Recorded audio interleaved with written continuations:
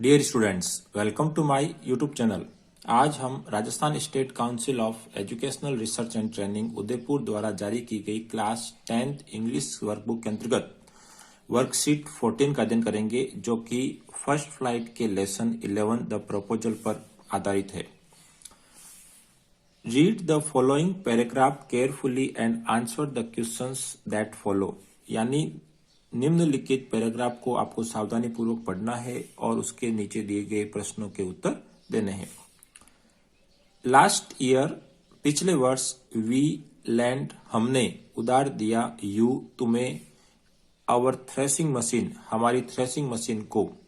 यानी threshing machine फसल को काटने में काम आती है, फसल के भूसे और उसको अनाज को अलग करने में काम आती है।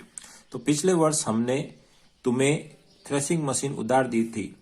एल्दो, यद्यपि, ऑन दैट अकाउंट, इस कारण, वी हैड टू, हमें, पुट ऑफ, टालना पड़ा, ऑन थ्रेसिंग, हमारी थ्रेसिंग को, टिल नवंबर तक। यानी हमने तुम्हें थ्रेसिंग मशीन उधार दी, इस कारण हमें अपनी थ्रेसिंग है वो नवंबर तक टालनी पड़ी। You behave to us as if we were gypsies. You behave, तुमने व्यवहार किया, टू अस, हमारे साथ, एज इफ, मानो, वी वर जिप्सीज, हम कोई घुमंतु थे। जिप्सीज का मतलब होता है एक स्थान को छोड़कर दूसरे स्थान पर और फिर उसके अगले स्थान पर रहने वाले, यानी घुमंतु, nomads. Giving me my own land, giving me, मुझे देकर, माई ऑन लैंड, मेरी ही जमीन को, इंडीड, वास्तव में, नो रियली, कोई वास्तव में नहीं, that's is not at all, ये बिल्कुल भी नहीं था, नेबरली, पड़ोसी धर्म। यानी तुमने हमें हमारी ही जमीन को, यानी तुमने मुझे मेरी ही जमीन को वास्तव में उधार दी, जो कि ये पड़ोसी धर्म नहीं था। इन माई ओपिनियन, मेरे मत में या मेरे अनुसार, इट्स इवन इम्प्यूडेंट्स, ये एक बिल्कुल इम्प्यूडेंट है। इम्प्यूडेंट का मतलब होता है अशिष्ट या अशिष्टता। If you want to know, if, यदि, यू वांट टू नो, तुम जानना चाहते हो। तो ये प्रपोजल का एक पैराग्राफ है। अब हम इसमें दिए गए कुछ क्वेश्चंस के अध्ययन करते हैं। पहला क्वेश्चन है, व्हाट डिड द स्पीकर, यानी बोलने वाला है जो कि वी है, लैंड्स लास्ट ईयर, पिछले वर्ष क्या दिया, तो क्या दिया, थ्रेसिंग मशीन। तो हम यहां लिखेंगे द स्पीकर, पास्ट टेंस से लैंड की सेकंड फॉर्म हो जाएगी लैंड। अब क्या दिया, थ्रेसिंग मशीन, थ्रेसिंग मशीन। तो जितना क्वेश्चन पूछा है उतना ही हमें आंसर देना है कि स्पीकर ने पिछले वर्ष क्या दिया, तो स्पीकर ने पिछले वर्ष थ्रेसिंग मशीन दी। अब लास्ट ईयर, तो ये लास्ट में लिख दे आप, लास्ट ईयर। नेक्स्ट है आपका B, what was impudent in Natalia's opinion. Natalia के अनुसार इम्प्यूडेंट क्या था, तो नतालिया के अनुसार इम्प्यूडेंट क्या था, ये जो कि हमें हमारी जमीन दी गई थी वो नतालिया के लिए इम्प्यूडेंट था। तो यहां पर हम लिख सकते हैं गिविंग, ये एक फ्रेज के रूप में हम लिखेंगे, गिविंग मी की जगह यहां कर देते हैं हर, क्योंकि नतालिया के लिए है। Giving her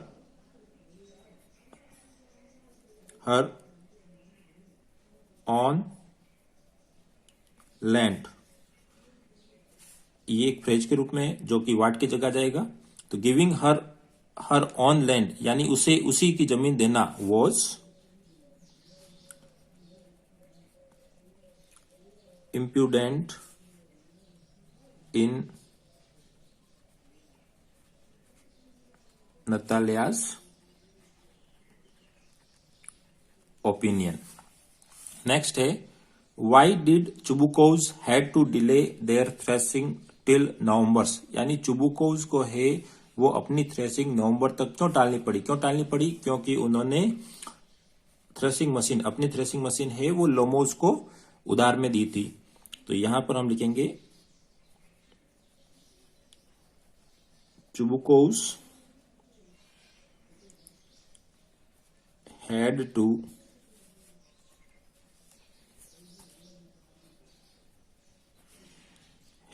delay their threshing till November because they lent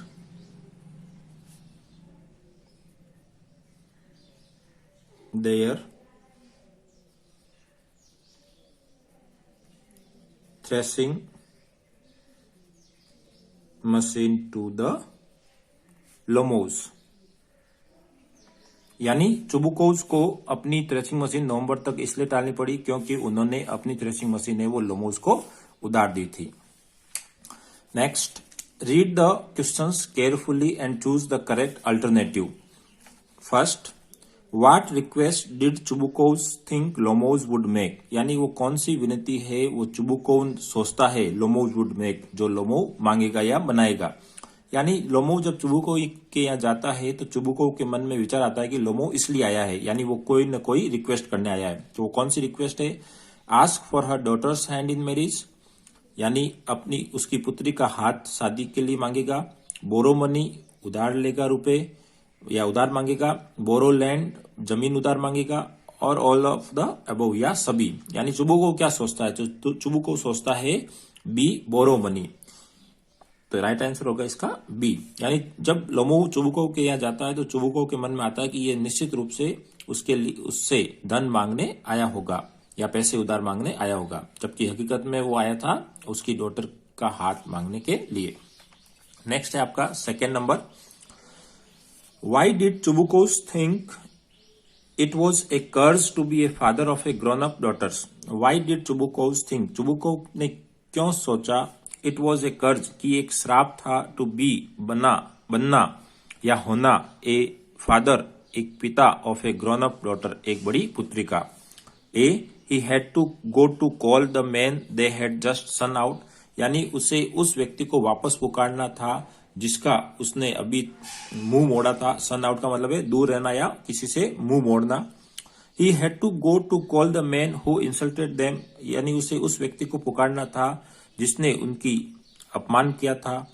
he had to call the man who shouted at them, उन्हें उन व्यक्ति को पुकारना था जो कि उस पर चिल्लाया था।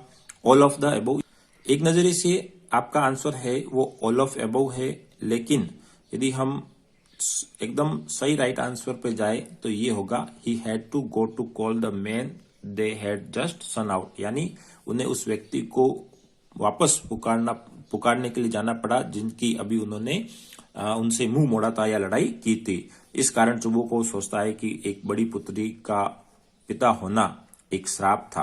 तो यहाँ पर राइट आंसर होगा ए, और यदि आप डी भी करते हो तो भी आपका आंसर राइट होगा। डियर स्टूडेंट्स, इस प्रकार हमने एक वर्कशीट 14 का अध्ययन किया जो कि चैप्टर 11 द प्रपोजल पर आधारित थी। डियर स्टूडेंट्स, यदि वीडियो पसंद आए तो लाइक करें, शेयर करें और चैनल पर नए हैं तो इस चैनल को जरूर सब्सक्राइब करें। Thank you.